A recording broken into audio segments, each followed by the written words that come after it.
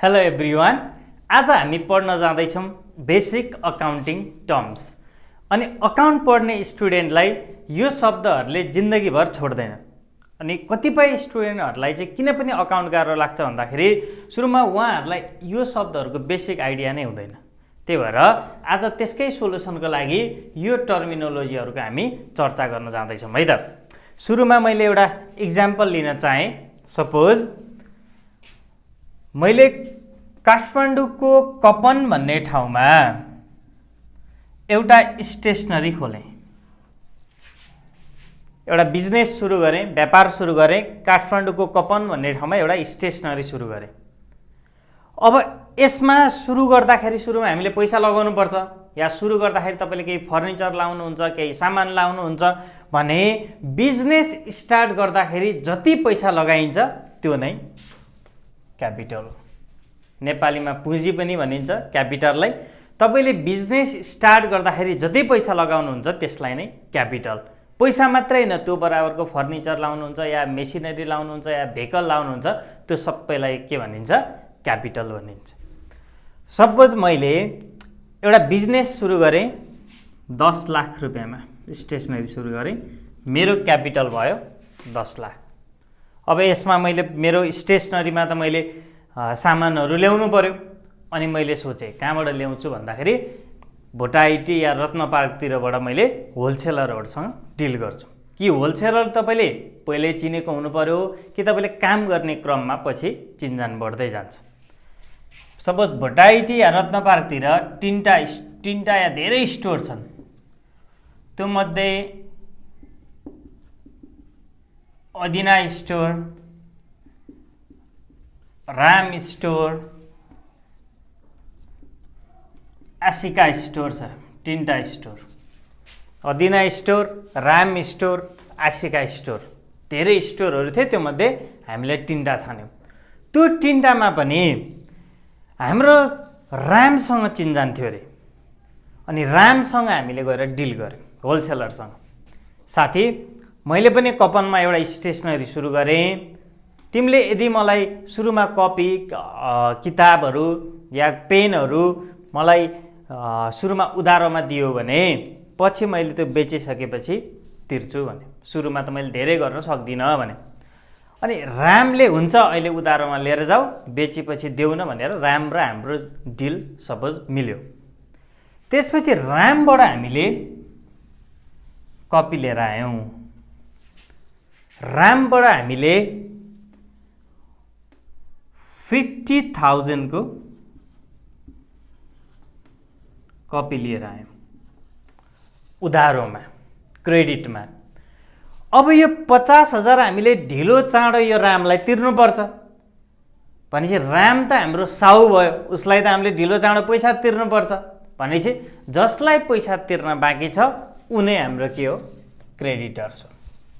नेपालीमा साउ भन्छ। क्रेडिटर्स भनेको कसैलाई तिर्न बाँकी, दायित्व भनेपछि यो लायबिलिटिज भयो, दायित्व।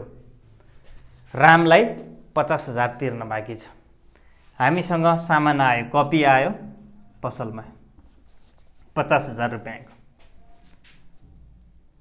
अनि पसलमा हाम्रो सामान किन्न आए, हाम्रै कपनको स्टुडेन्टहरू भाइ बहिनीहरू किन्न आए।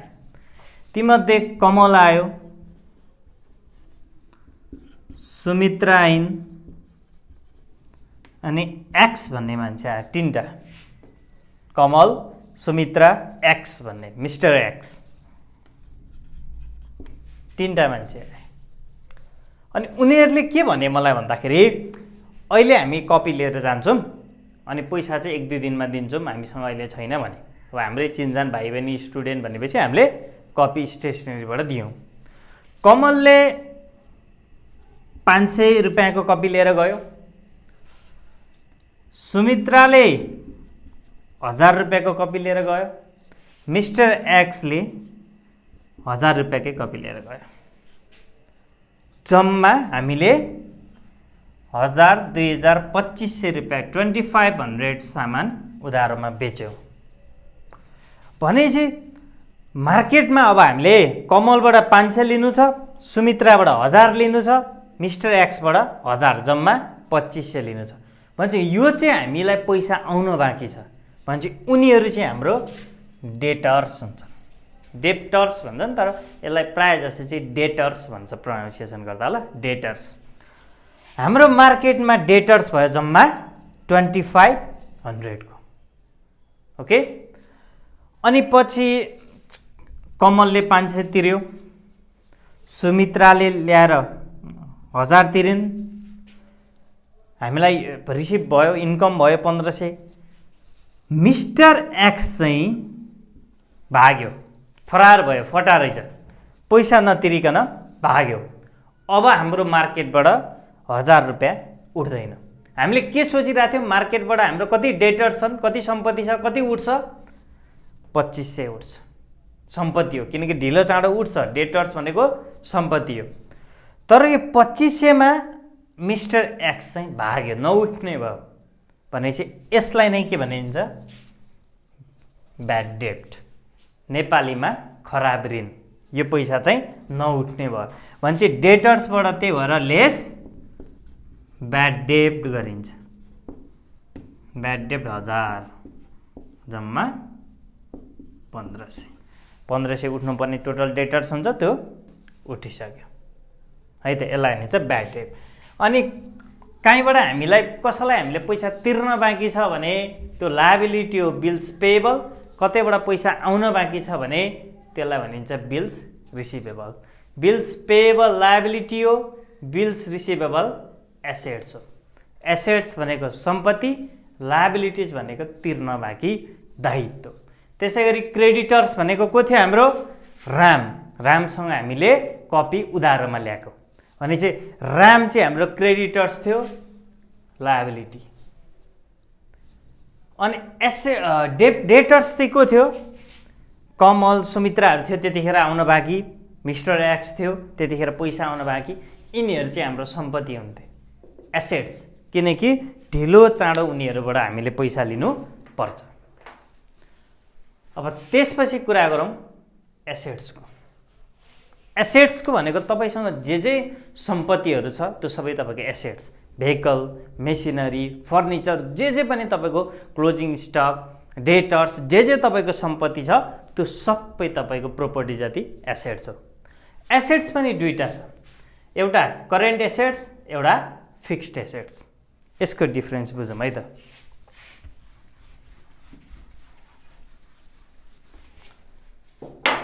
एउटा करेन्ट एसेट्स, एउटा फिक्स्ड एसेट्स।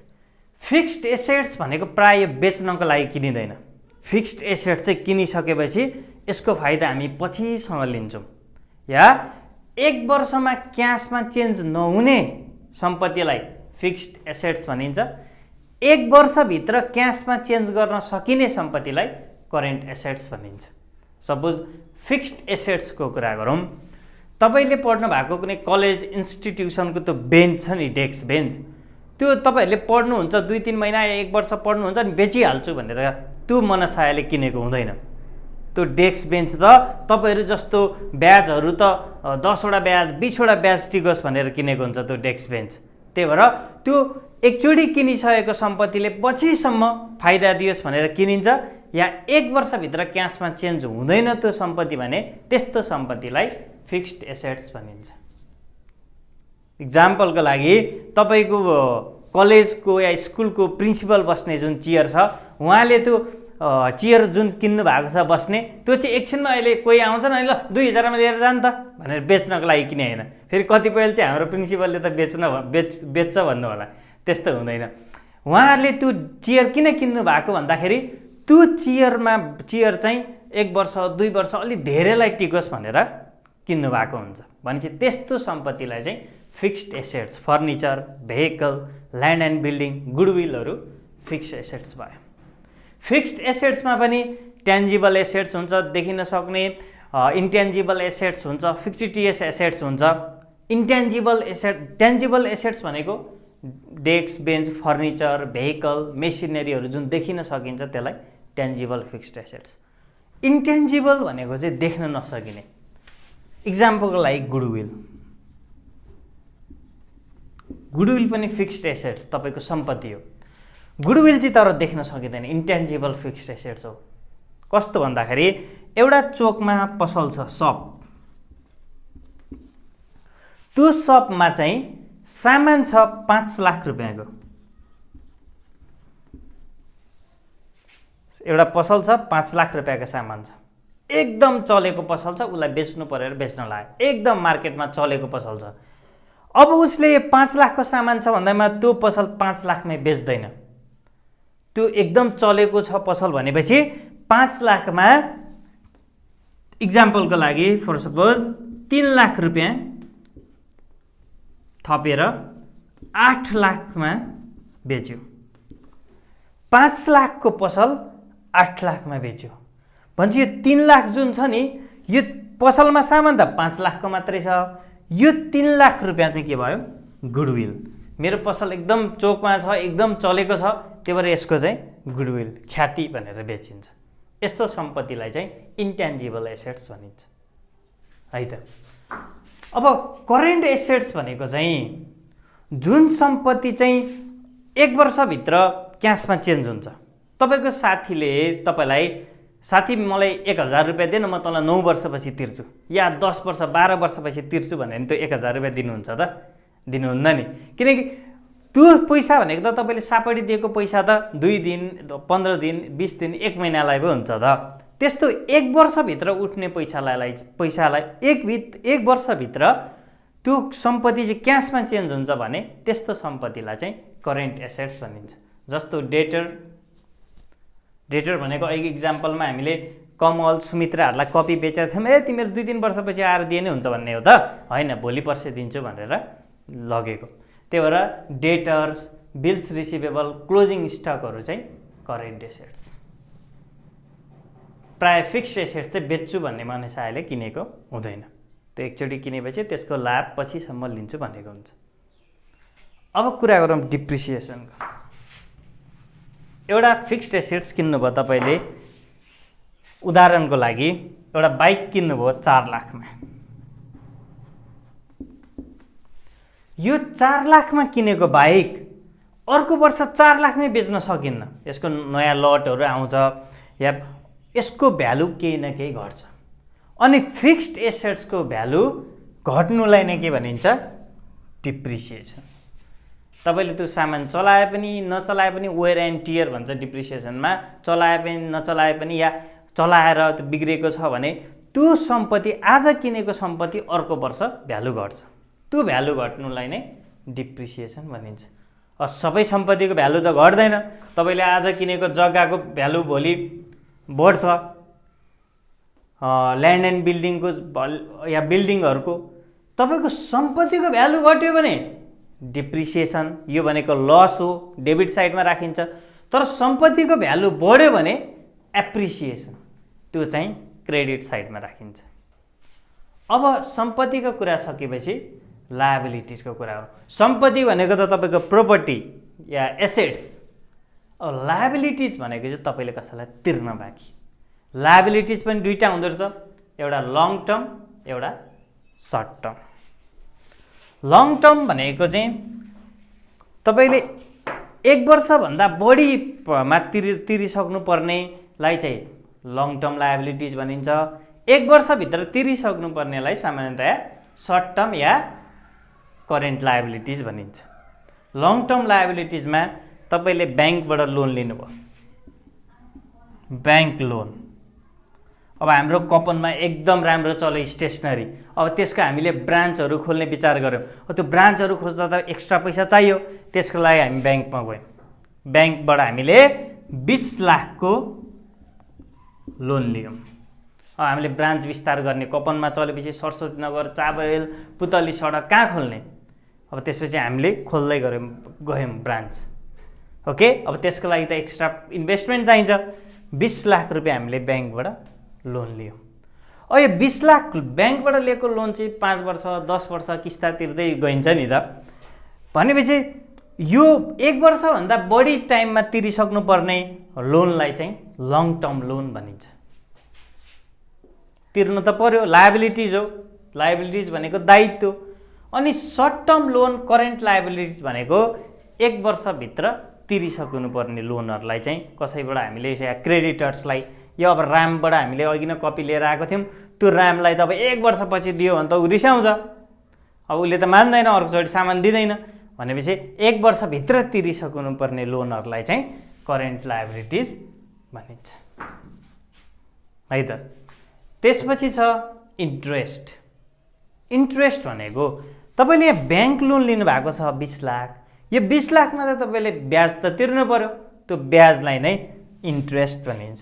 इन्ट्रेस्ट पनि एउटा पेड हुन्छ, तपाईँले लोन लिँदाखेरि तपाईँले ब्याज दिनुपर्छ उसलाई, त्यही भएर इन्ट्रेस्ट पेड। अनि तपाईँले सपोज कसैलाई लोन दिनुभएको छ भने त तपाईँले चाहिँ ब्याज पाउनुहुन्छ, त्यतिखेर इन्ट्रेस्ट रिसिभ्ड हुन्छ। इन्ट्रेस्ट रिसिभ भन्यो भने क्रेडिट साइडमा राखिन्छ, इन्ट्रेस्ट पेड भन्यो भने डेबिट साइडमा राखिन्छ। अब कुरा आयो ब्याङ्क ओभरड्राफ्ट। ब्याङ्क ओभरड्राफ्ट कसरी बुझौँ भन्दाखेरि ब्याङ्कमा तपाईँको डिपोजिट, ब्याङ्कमा तपाईँको सेभिङ 1 लाख छ फर इक्जाम्पल, 1 लाख छ ब्याङ्कमा, तर तपाईँलाई इमर्जेन्सी 1,50,000 चाहियो। अब 1,50,000 चाहियो भने त म्याक्सिमम् तपाईँले झिक्न पाउने 1 लाख मात्रै छ, तपाईँलाई चाहियो 1,50,000। अनि यदि ब्याङ्कले तपाईँलाई ट्रस्ट गर्छ भने, ब्याङ्कसँग राम्रो रिलेसन छ भने ब्याङ्कले तपाईँलाई 1,50,000 झिक्न दियो। तपाईँसँग त 1 लाख मात्रै छ, तर तपाईँले झिक्नुभयो 1,50,000। कति हजार बढी झिक्नुभयो? 50,000 बढी झिक्नुभयो। यसलाई नै भनिन्छ ब्याङ्क ओभरड्राफ्ट। आफ्नो ब्याङ्कमा भएको पैसाभन्दा बढी झिक्नु। अब यो 50,000 त तपाईँले ढिलो चाँडो तिर्नुपर्छ कि पर्दैन? ब्याङ्कलाई तिर्नुपर्छ। त्यही भएर यो 50,000 चाहिँ लायबिलिटिज यानि कि दायित्व, उसलाई तिर्नुपर्छ। ब्याङ्क ओभरड्राफ्टमा इन्ट्रेस्ट पनि तिर्नु पर्ला, यो 50,000 को त ब्याज पनि तिर्नुपर्छ चलाएपछि, अनि इन्ट्रेस्ट पनि तिर्नुपर्छ है त। अब कुरा आयो डिस्काउन्टको। डिस्काउन्ट छुट। डिस्काउन्ट पनि दुईटा छ, एउटा ट्रेड डिस्काउन्ट, एउटा क्यास डिस्काउन्ट। यसको भिन्नता पनि बुझौँ है त। डिस्काउन्ट एउटा ट्रेड डिस्काउन्ट, एउटा क्यास डिस्काउन्ट। उदाहरण लिउँ, एउटा इक्जाम्पल। एउटा पसलमा तपाईँ कुनै सामान लिन जानु पर्यो, त्यो सामानको तपाईँले रेट सोध्नुभयो, यसको कति? 1 पिसको ₹10 भन्नुभयो पसलेले, 1 पिसको चाहिँ 10 रुपियाँ भन्नुभयो। अब त मलाई अलि धेरै चाहियो, अलि धेरै पिस लानु छ भन्नुभयो तपाईँले पसलेलाई। अनि पसलेले भन्नुभयो हामीलाई, तपाईँ 100 पिस लानु, 100 पिस लानु, म तपाईँलाई खासमा 100 पिसको त कति पर्छ? 1 पिसको 10 रुपियाँ पर्छ भने 100 पिसको कति पर्छ? 1 1 जा 1, 1 2 3, 1000 पर्छ 100 पिसको। तर पसलेले तपाईँले 100 पिस लानुभयो भने म तपाईँलाई 800 रुपियाँमै दिन्छु भन्यो। 100 पिस लानुभयो भने तपाईँलाई म 800 रुपियाँमै, खासमा त 1000 रुपियाँ पर्ने हो, तर 800 मै दिन्छु भन्यो। कति रुपियाँ डिस्काउन्ट भयो? 200 रुपियाँ डिस्काउन्ट भयो। यसलाई भनिन्छ ट्रेड डिस्काउन्ट। यो चाहिँ कुनै बुकहरूमा हामीले रेकर्ड गर्दैनौँ, किनकि यो डिस्काउन्ट भनेको चाहिँ पसलेले आफ्नो सेल्स भोल्युम बढाउनको लागि दिएको हुन्छ। 1 पिस मात्रै लाँदा 10 रुपियाँ, 100 पिस लाँदा त एकैचोटि 100 पिस बिक्री भयो नि त। त्यतिखेर डिस्काउन्ट दियो मक्ख पार्नलाई, होइन? ल अब डिस्काउन्ट है भन्यो, हामीलाई पनि चाहिएको थियो, या हामीले डिस्काउन्ट पायौँ, हामीले किन्यौँ भने चाहिँ यसरी सेल्स भोल्युम। ट्रेड डिस्काउन्ट चाहिँ किन दिइन्छ भन्दाखेरि सेल्स भोल्युम हाई गर्न, पसलेले एकैचोटि धेरै सेल्स गर्नलाई है। अनि यो डिस्काउन्ट चाहिँ बुकमा रेकर्ड गरिँदैन। त्यसै गरी क्यास डिस्काउन्ट चाहिँ कस्तो भन्दाखेरि, अघि इक्जाम्पल लिउँ ऱ्यामकै। ऱ्यामलाई हामीले 50,000 दिन बाँकी थियो, 50,000 ऱ्यामसँग डिल भयो, ल उधारोमा लाने हो। तर ऱ्यामले यसो सोच्यो त उसको सामान छिटै बिक्री हुँदैन कि ढिला गर्छ कि पेमेन्ट। ऱ्यामले एउटा दिमाग लगायो। ऱ्यामले के भने हामीलाई भन्दाखेरि, साथी ल 50,000 हो, तिमीले ढिलो चाँडो दिए हुन्छ, तर तिमीले आज या भोलि नै मलाई पैसा दियो भने तिमीले मलाई 45,000 मात्रै दिए हुन्छ। ल 5000 डिस्काउन्ट। यो डिस्काउन्ट चाहिँ यो चाहिँ सेल्स भोल्युम हाई गर्नलाई गरेको हुन्छ पसलेले। यो डिस्काउन्ट चाहिँ किन दिएको हुन्छ रामले? यो चाहिँ समयमा यो 50,000 मा पछि उठ्छ कि टाइम लाग्छ कि 2 महिना 4 महिना लगाइदिन्छ कि बरु भोलि नै आज नै उठ्छ भने 5,000 डिस्काउन्ट दिउँ 45,000 उठाउँ भने चाहिँ टाइममै पैसा उठाउनलाई चाहिँ क्यास डिस्काउन्ट दिने गरिन्छ। यो क्यास डिस्काउन्ट चाहिँ बुकमा रेकर्ड हुन्छ, ट्रेड डिस्काउन्ट चाहिँ हुँदैन। बुझ्नुभयो?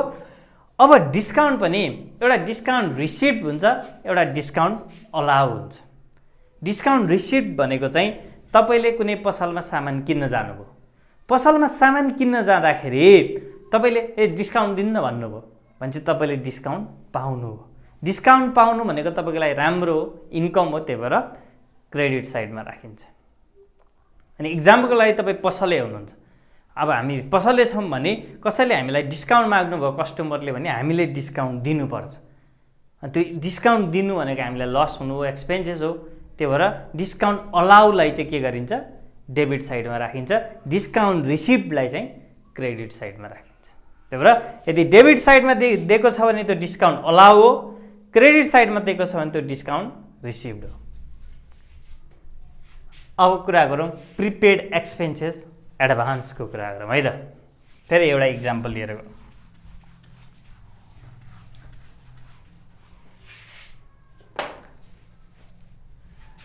प्रिपेड एक्सपेन्सेस या एडभान्सलाई चाहिँ सुरुमै अग्रिम रूपमा खर्च गरिएको, सुरुमै तपाईँले तिर्नुहुन्छ पैसा, त्यो तिरेको पैसाले चाहिँ तपाईँलाई पछि गएर केही न केही फाइदा गराउँछ, त्यस्तोलाई भन्छ प्रिपेड एक्सपेन्सेस। प्रिपेड एक्सपेन्सेस तपाईको रुमको रेन्ट, सपोज रुमको रेन्ट मन्थली चैत्रको 10,000,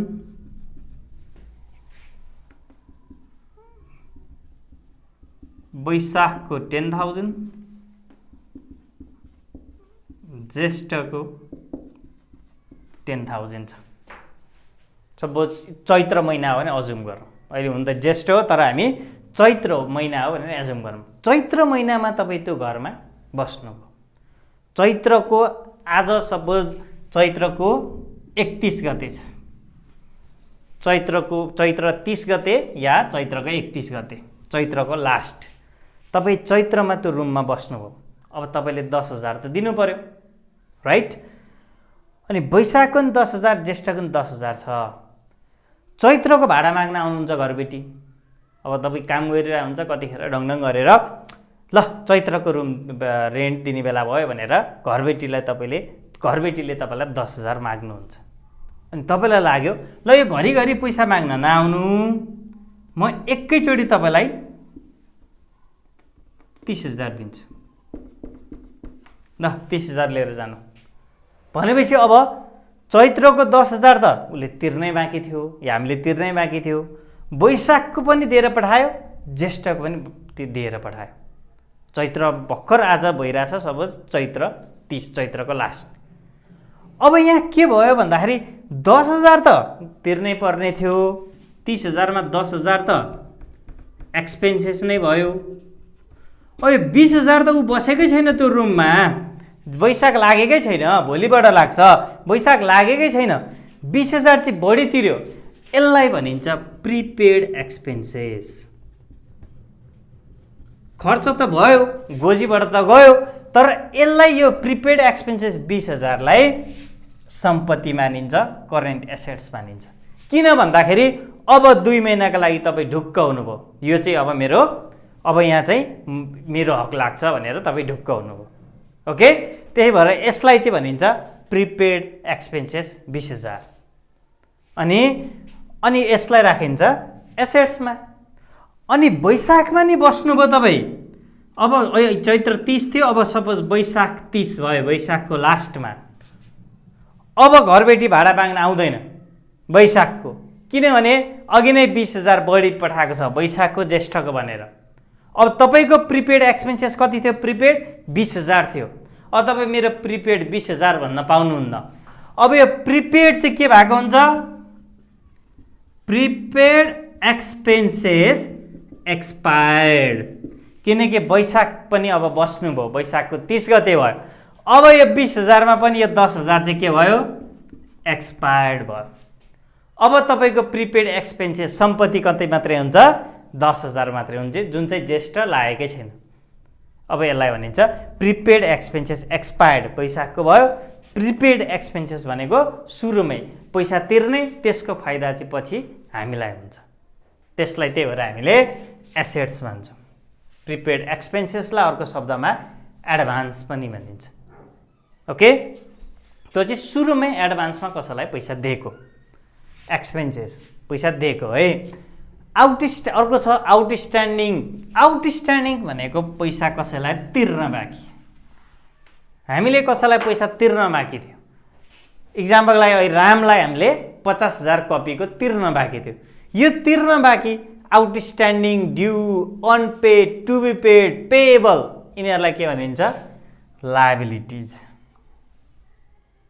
लायबिलिटिज भनेको के हो, दायित्व, कसैलाई तिर्न बाँकी छ।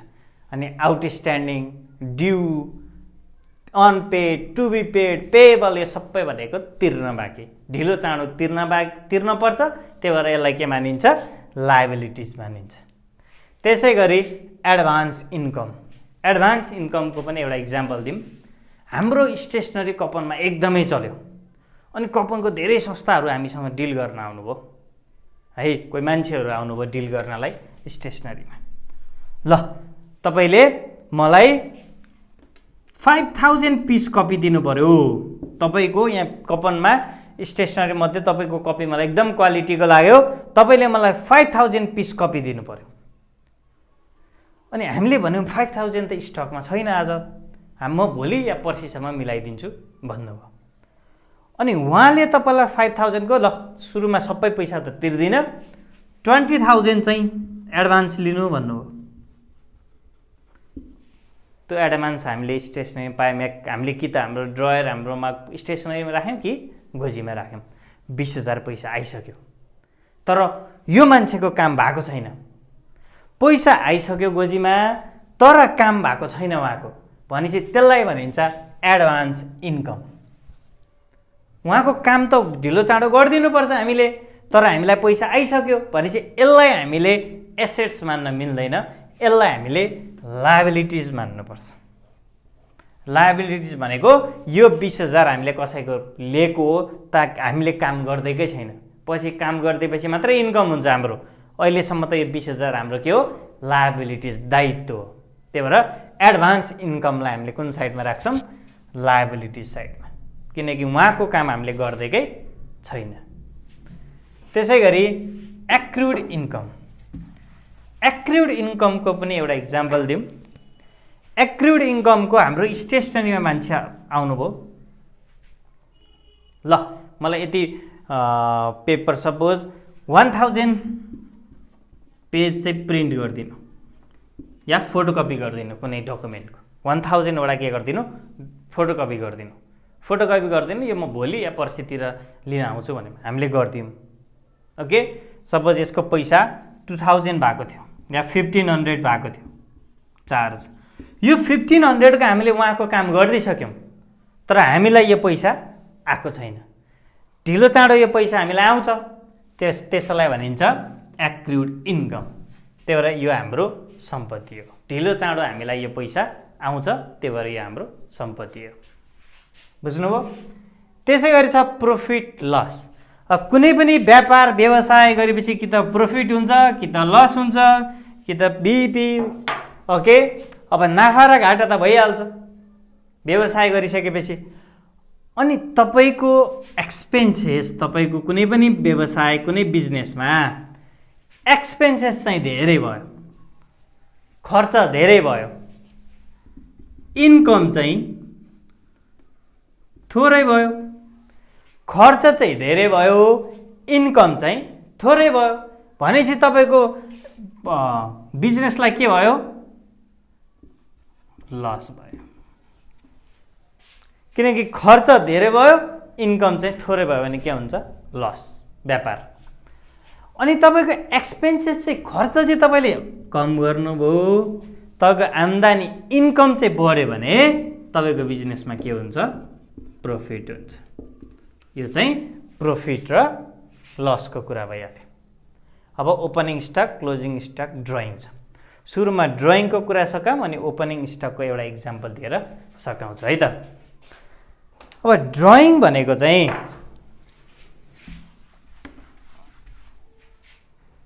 ड्रइङको कुरा आयो पहिले। ड्रइङ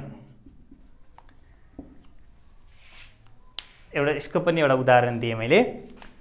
तपाईको स्टेसनरीमा या हाम्रो स्टेसनरीमा कुनै बिजनेस या स्टेसनरीमा यहाँबाट तपाईले हामीलाई पनि ओनरलाई पैसा चाहिन सक्छ अनि उसले चाहिँ यहाँबाट पैसा झिक्यो 5000 क्यास झिक्यो। 5000 झिक्यो क्यास।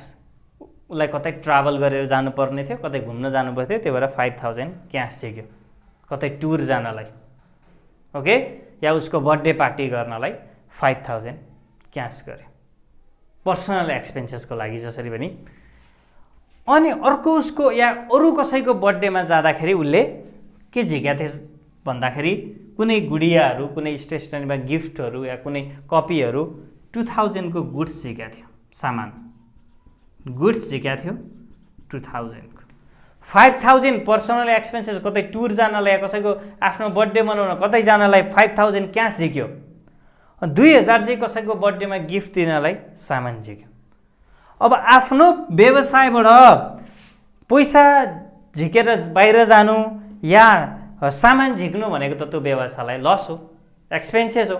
जम्मा कति ड्रइङ भयो 7000, त्यो झिक्नुलाई नै ड्रइङ भनिन्छ। अब यो 7000 जुन ड्रइङ गरेको छ यो ड्रइङलाई चाहिँ हामीले सधैँ क्यापिटलबाट लेस गर्नुपर्छ। क्यापिटलमा नेट प्रॉफिट थियो भने क्यापिटलमा एड गर्नुपर्छ, नेट लस आयो भने क्यापिटलमा लेस गर्नुपर्छ, अनि ड्रइङ छ भने पनि क्यापिटलबाट लेस गर्नुपर्छ। त्यसलाई भनिन्छ ड्रइङ, झिकेको, ड्र गरेको। अब आयो लास्टमा ओपनिङ स्टक र क्लोजिङ स्टक। प्रायः त यो इयरली बेसिसमा गरिन्छ, तर सुरुमा म यसको इक्जाम्पल एउटा डेली बेसिसमा रहेर दिन्छु, त्यसपछि इयरली बेसिसमा है त। ओपनिङ स्टक र क्लोजिङ स्टक। सपोज तपाईको एउटा समोसा पसल छ, समोसा पसल छ अनि यो समोसा पसलमा बिहान तपाईले 100 वटा समोसा बनाउनु भयो, त्यसलाई भनिन्छ ओपनिङ स्टक। 100 वटा समोसा बनाउनु भयो, मैले डेली बेसिसमा बुझाउँदैछु है। Opening stock. दिनभरिमा तपाईले 80 वटा बेच्नुभयो, यसलाई भनिन्छ सेल्स। 80 वटा बेच्नुभयो, बेलुका कति बाँकी रह्यो 20 वटा बाँकी रह्यो, त्यसलाई भनिन्छ क्लोजिङ स्टक।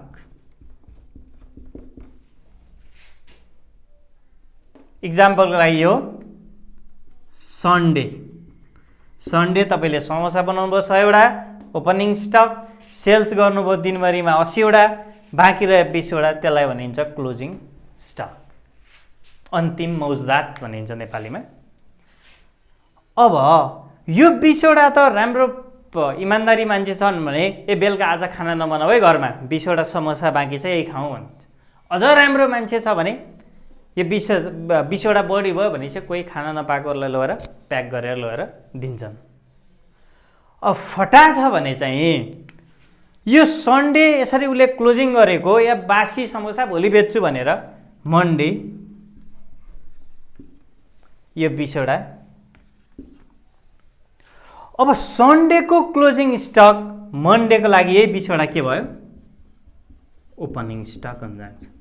पछि पुगेन समोसा भने पर्चेज गर्ने या आफूले प्रोड्युस गर्ने कुरा छुट्टै छ बनाउने, तर समोसा केसमा चाहिँ यो मान्छे अघिल्लो दिनको क्लोजिङ स्टक भोलिपल्ट ओपनिङ स्टक। फेरि अरू सामानको लागि त राम्रै हुन्छ, यहाँ चाहिँ फटा निक्ल्यो कुनै बासी बेच्यो भन्ने कुरा हो। अरू कुनै सामानहरू त अघिल्लो दिन नबेचेको भोलिपल्ट बेचिहालिन्छ नि, 20 वटा ओपनिङ स्टक है त। यसलाई भयो डेली बेसिसमा। अब एउटा इयरली बेसिसमा बुझौँ। तपाईहरुको सपोज जुत्ता पसल छ, सुज सप, जुत्ता पसलमा 2078 मा उदाहरणको लागि श्रावण 1 गते 5000 जोड जुत्ता ल्याउनु भयो, 5000 पेयर्स, 5000 सुज ल्याउनु भयो श्रावण 1 मा। 1 वर्ष बढी बेच्नु भयो। यसलाई 5000 लाई सुरुलाई के भनिन्छ? Opening stock. अब हामीले बिचमा बिक्री भइसकेर बिचमा पर्चेज गरेर ल्याएको त जोडेनौँ है, नर्मल ओपनिङ स्टक। 1 वर्षभरिमा सेल्स गर्नुभयो 5000 मा, इक्जामको लागि 4000 वटा बेच्नुभयो। अब कतिवटा बाँकी भयो? असाढ 1 मा हेरेको ठ्याक्कै 1 वर्ष भनेको त श्रावण 1 भनेको असाढ 1 भनेको सरी श्रावण 1 गतेबाट सुरु भएको छ भने चाहिँ अब 1 वर्ष कहिले हुन्छ? असाढको लास्टमा, मसान्त असाढ 30 या 31, 1 वर्षमा। अब 1 वर्षमा कति बाँकी भयो? 5000 ल्याएको 4000 बेच्यो भनेपछि 1000 बाँकी भयो। यसलाई भनिन्छ क्लोजिङ स्टक। यो क्लोजिङ स्टक त अब हाम्रो के हो? 1000 वटा सम्पत्ति हो, हाम्रै हो नि त, भोलितिर बेचिन्छ। त यसलाई क्लोजिङ स्टक चाहिँ हाम्रो के भयो? सम्पत्ति, करेन्ट एसेट्स भनिन्छ। यो नै थियो हाम्रो आज बेसिक टर्महरू। यो भिडियो आजलाई यति गरौँ। यो भिडियो चाहिँ तपाईँलाई हेल्पफुल लाग्यो भने लाइक, सेयर र सब्सक्राइब गरिदिनु है त। Thank you everyone, by by.